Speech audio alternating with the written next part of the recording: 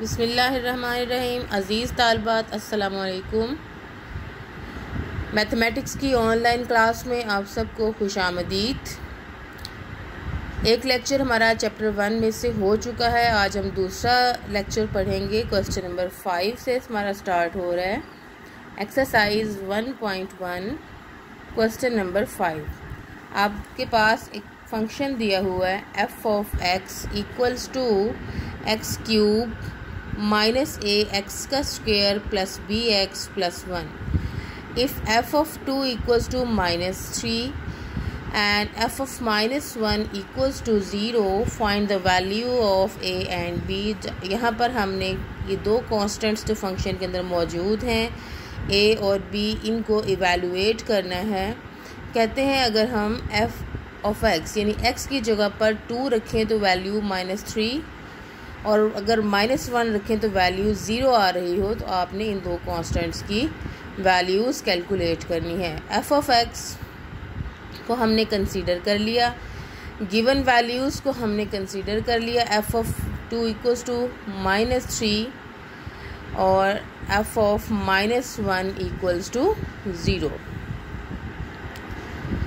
F of 2 की calculate करने के लिए x की जगह पर हमने जहाँ x है वहाँ 2 रख दिया है। 2 का क्यूब a, 2 का स्क्वायर प्लस b, 2 प्लस 1 और f ऑफ 2 की वैल्यू हमें दी हुई थी -3, वो हमने इक्वेट कर दी। 2 का क्यूब लेंगे यानी 2 को 3 टाइम्स मल्टीप्लाई करेंगे आपस में ही तो 8 आ जाएगा। 2 का स्क्वायर लेंगे तो 4 आ जाएगा plus 2b plus 1 equals to -3 -4a plus 2b plus 1 equals to -3 है। 8 और 1 दोनों को ऐड करेंगे तो 9 हो जाएगा। इसको राइट हैंड साइड पर शिफ्ट कर दें। दूसरी तरफ शिफ्ट करने के बाद 8 को इधर लेफ़्ट साइड पर 8 के साथ 8 प्लस 1 के साथ पॉजिटिव साइन था, राइट हैंड साइड पर शिफ्ट करने के बाद नेगेटिव हो जाएगा। लेफ़्ट साइड में हमारे पास बचा है -4a प्लस 2b जिसमें 2 कॉमन है तो यहाँ से हमने -2 कॉमन ले लिया। बाकी बचा 2a minus B equals to -12। 2a minus B, ये -2 दूसरी तरफ जाकर 12 के साथ डिवाइड हो जाएगा। हमारे पास एक इक्वेशन बन गई है, इसको हमने इक्वेशन नंबर 1 का नाम दे दिया। सिमिलरली हमारे पास है f ऑफ -1 की वैल्यू 0। हमने f ऑफ -1 ओरिजिनल फंक्शन में x की जगह पर -1 पुट किया है f ऑफ -1 कैलकुलेट करने के लिए। तो जहाँ जहाँ x था वहाँ हमने -1 रख दिया। -1 का क्यूब -1 को 3 टाइम्स मल्टीप्लाई करेंगे तो हमारे पास -1 ही आएगा। -1 का स्क्वायर आपके पास आ जाएगा +1, उसको हम a से मल्टीप्लाई करेंगे तो -a। Similarly -b plus 1 equals to 0। यहाँ हमारे पास -a और -b इक्वल्स टू 0 बचा है क्योंकि +1 और -1 एक दूसरे के साथ कैंसिल आउट हो गए हैं।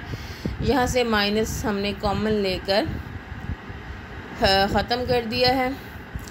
अब ये भी हमारे पास इक्वेशन बन गई है। इक्वेशन नंबर 2, दोनों इक्वेशंस 1 और इक्वेशन नंबर 2 को हम सॉल्व करेंगे और कॉन्स्टेंट्स a और b की वैल्यू हम कैलकुलेट करेंगे। दोनों इक्वेशंस को ऐड करेंगे तो हमारे पास a की वैल्यू आ जाएगी 2।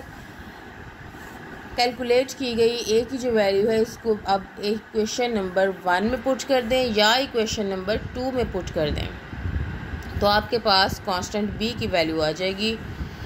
अब हमारे पास नेक्स्ट क्वेश्चन है क्वेश्चन नंबर 6। क्वेश्चन नंबर 6 में कह रहे हैं a stone falls from a height of 60 meters on the ground. एक पत्थर 60 मीटर की बुलंदी से ज़मीन पर गिराया गया। The height h after x seconds appears h of x equals to 40 minus 10x का स्क्वायर। कहते हैं एक पत्थर को सतह ज़मीन से 7 मीटर की बुलंदी पर ले जाकर गिराया गया है और उसकी हाइट जो है वो हमारे पास 40 माइनस 10x का स्क्वायर बनती है। What is the height of stone when x is equal to 1 second. कहते हैं जब टाइम एक पत्थर को गिरे हुए टाइम 1 सेकेंड गुजर जाएगा तो वो कितनी बुलंद, ज़मीन से कितनी बुलंदी पर होगा। हाइट फंक्शन में आपने x को रिप्लेस कर देना है 1 से, क्योंकि इसमें x जो है वो टाइम को शो कर रहा है। टाइम हमने जो हमें प्रोवाइड किया गया है वो 1 सेकंड है। h ऑफ x में x की जगह पर आपने 1 पुट कर दिया, हमारे पास बचा 40 माइनस 10 इंटू 1 का स्क्वायर। 40 माइनस 10 इक्वल्स टू आपके पास आ गया 30 मीटर्स। यानी जब पत्थर को ज़मीन पर गिराए हुए 1 सेकंड गुजर जाएगा तो पत्थर ज़मीन से 30 मीटर की बुलंदी पर होगा। इसी सवाल के बाकी पार्ट्स हैं जिसमें टाइम दिया हुआ है 1.5 सेकंड, 1.7 सेकंड। तो ये आप लोग अब खुद ट्राई करेंगे। These are left as assignment for you. Next हमारे पास पार्ट 2 है। पार्ट 2 है when does the stone strikes the ground, के पत्थर ज़मीन पर कब गिरेगा। डेफिनेटली जब हाइट 0 हो जाएगी तो पत्थर ज़मीन पर गिर जाएगा। तो हमने हाइट फंक्शन को इक्वल टू 0 सब्स्टिट्यूट कर दिया। हाइट फंक्शन हमारे पास था 40 माइनस 10x का स्क्वायर, तो 40 minus 10x square equals to 0। यहाँ से हमने x की वैल्यू कैलकुलेट की जो कि हमारे पास है 2 सेकेंड्स। तो means after 2 seconds stone will strikes the ground and it's Heights become 0। Next हमारे पास क्वेश्चन नंबर 7 है।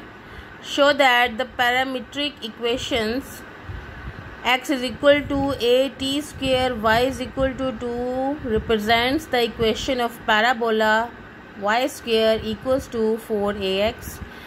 पैराबोला की स्टैंडर्ड इक्वेशन आपको दी हुई है y square equals to 4ax, और हमने ये शो करना है x is equal to at square and y is equal to 2।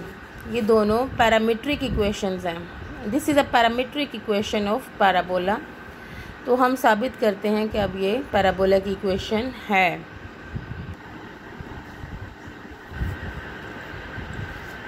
दी हुई equation x is equal to at square, y is equal to 2at को पैराबोला इक्वेशन साबित करना बहुत आसान है।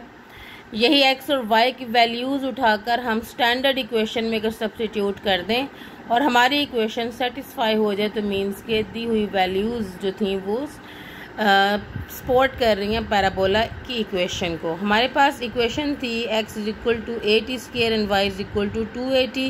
यहाँ से हमने t की वैल्यू जो है वो कैलकुलेट कर ली। t इधर ही रहने दिया है, 2at को राइट साइड पर लेफ़्ट साइड पर शिफ्ट कर दिया है, y ओवर 2a। t को स्क्वायर में लाने के लिए दोनों साइड्स पर इसका स्क्वायर कर लिया। अब ये वैल्यू उठाकर x equal to at square में पुट कर दी है।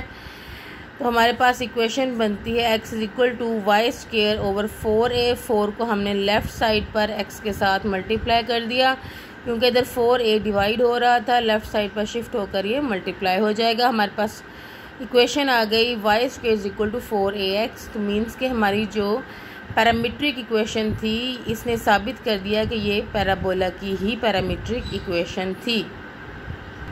नेक्स्ट हमारे पास है x is equal to a cos theta, y is equal to b sin theta represents equation of ellipse x square over a square plus y square over b square equals to 1। हमने ये show करना है कि ये जो दी हुई equation है ये एलिप्स की इक्वेशन है। कोई भी जो ओवल शेप होगी वो एलिप्टिकल शेप कहलाएगी। x equal to a cos theta,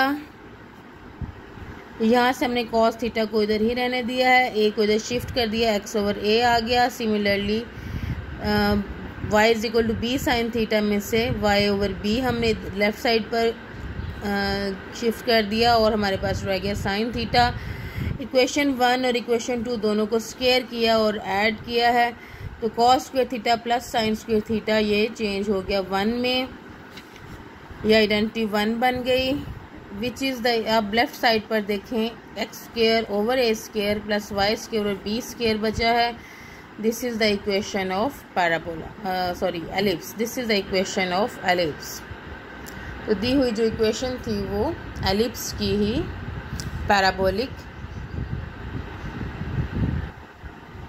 दी हुई इक्वेशन थी वो दोनों इक्वेशन जो हमने सॉल्व किए, पहली इक्वेशन पैराबोलिक इक्वेशन थी और दूसरी जो थी वो एलिप्स की इक्वेशन थी। अब तीसरी इक्वेशंस जो दी हुई हैं वो उसमें आपने साबित करना है कि ये हाइपरबोला की इक्वेशन है। तो ये आप लोगों की असाइनमेंट है जो आपने खुद सॉल्व करनी है और मुझे बताना है व्हाट्सएप पर कि आया आपको ये सवाल समझ आ गया है, नहीं आया तो दोबारा आप पूछ सकते हैं। आज का लेक्चर ख़त्म हुआ। अल्लाह हाफिज़।